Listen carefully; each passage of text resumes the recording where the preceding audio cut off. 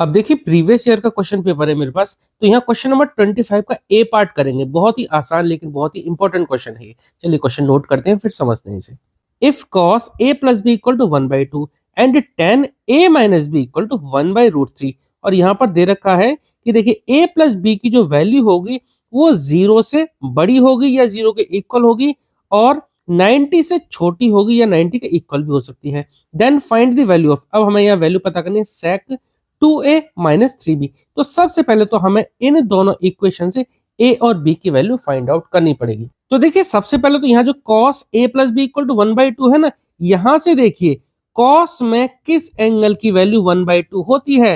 तो देखिए cos में 60 की वैल्यू होती है 1/2। तो आप यहाँ से लिख सकते हैं cos, पहले तो ये लिख लेते हैं, पहले ये लिख लेते हैं जो दे रखा है cos a plus B equal to 1/2 ये दे रखा है। ठीक है, तो मैं यहाँ लिख लेता हूँ cos में किस एंगल की वैल्यू होती है 1/2, cos 60 की वैल्यू होती है 1/2।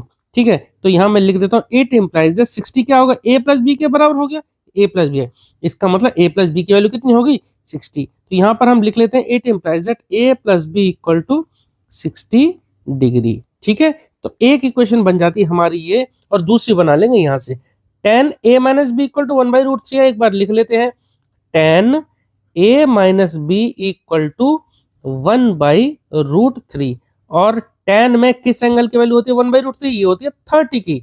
तो यहाँ पे हम एक बार लिख देते हैं tan 30 इक्वल टू 1/√3।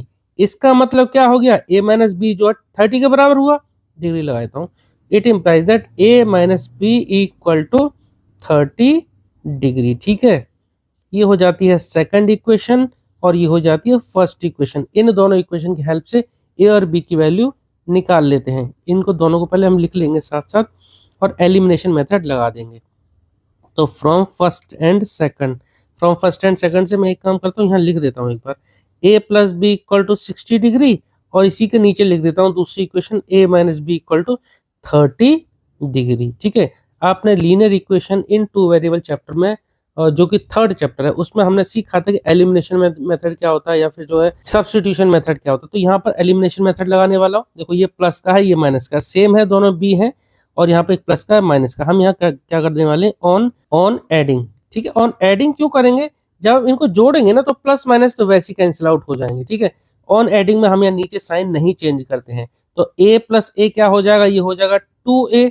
ठीक है, और प्लस b माइनस b ये कैंसिल आउट हो जाएगा।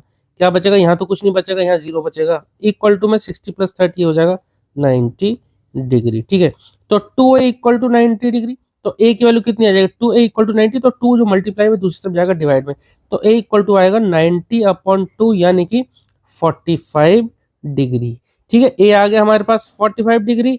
अब जब a हमारा 45 डिग्री है, यहाँ पर अगर आप वैल्यू पुट कर देंगे तो b कितना आ जाएगा 45 प्लस b इक्वल टू 60, तो b आ जाएगा 15 डिग्री।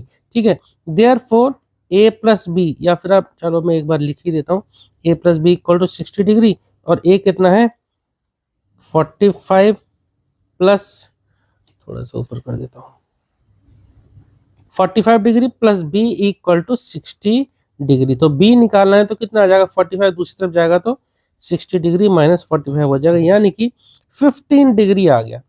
b कितना आ गया हमारा 15 डिग्री। आप इसको ना यहाँ इससे पहले आप लिख सकते हो फ्रॉम फर्स्ट, हमने फर्स्ट इक्वेशन है ना उसमें ये वैल्यू पुट करी, तो a plus B equal to 60 degree हमने यहाँ से उठा के यहाँ पुट कर दिया, और a की जो वैल्यू ये 45 डिग्री आई थी 45 डिग्री हमने यहाँ पुट कर दिया, b की वैल्यू हमने निकाली 15 डिग्री। ठीक है, a आ गया हमारे पास 45, b आ गया 15 डिग्री।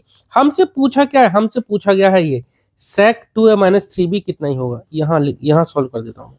ठीक है, तो हमसे पूछा sec 2a माइनस 3b कितना होगा। ठीक है, तो हम यहाँ वैल्यू पुट कर देंगे, तो sec 2a, देखो a हमने निकाल लिया कितना 45 डिग्री, तो यहाँ पुट कर देते हैं 2 इंटू 45 डिग्री माइनस 3b, तो माइनस 3, और b की वैल्यू कितनी निकाली 15 डिग्री, यहाँ पुट कर देते हैं 3 इंटू 15 डिग्री। ठीक है, चलो देखते हैं क्या आएगा sec, अब देखो 2 इंटू 45 ये हो जाएगा 90, और माइनस 3 इंटू 15 या 45 होता है, तो क्या आ जाएगा 90 माइनस 45 डिग्री, यानी कि 45 डिग्री ही आएगा। ठीक है, 90 में से 45 घटाएंगे तो 45 आएगा। तो sec 45 डिग्री की वैल्यू कितनी होती है, देखिए cos का उल्टा होता है, cos 45 की वैल्यू होती है 1/√2, तो sec 45 की वैल्यू कितनी होगी √2/1। ठीक है, अगर आपको टेबल में कोई दिक्कत रहती है ना, तो मैंने ट्रिग्नोमेट्री के टेबल को समझाया कि किस तरह से आप इनकी वैल्यू आसानी से याद रख सकते हैं, तो वो आप चेक कर सकते हैं। तो sec 45 कितना आ गया √2 वैल्यू, और यही इस क्वेश्चन का आंसर भी आ गया। उम्मीद करता हूँ आपको क्वेश्चन समझ में आया होगा। अगर आपका कोई डाउट रहता है तो प्लीज आप कमेंट सेक्शन में जरूर पूछना। चलिए मिलते हैं नेक्स्ट वीडियो में। Okay, thank you.